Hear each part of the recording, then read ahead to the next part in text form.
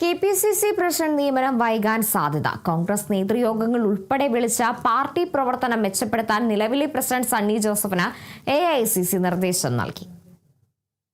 ഓണം കഴിഞ്ഞാലുടൻ കെ.പി.സി.സി ഭാരവാഹി യോഗവും രാഷ്ട്രീയകാര്യ സമിതി യോഗവും വിളിച്ചു ചേർക്കാൻ കോൺഗ്രസ് ദേശീയ നേതൃത്വം കെ.പി.സി.സി പ്രസിഡന്റ് സണ്ണി ജോസഫിന് നിർദ്ദേശം നൽകി.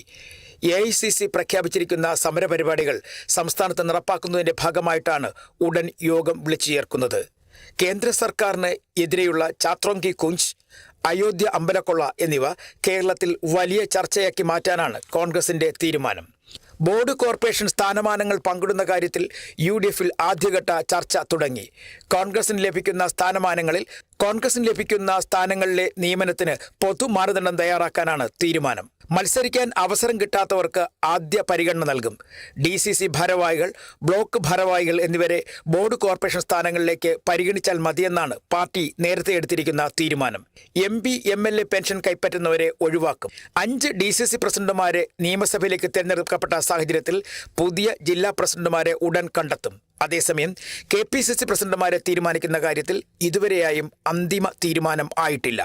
News desk, Kerala vision news.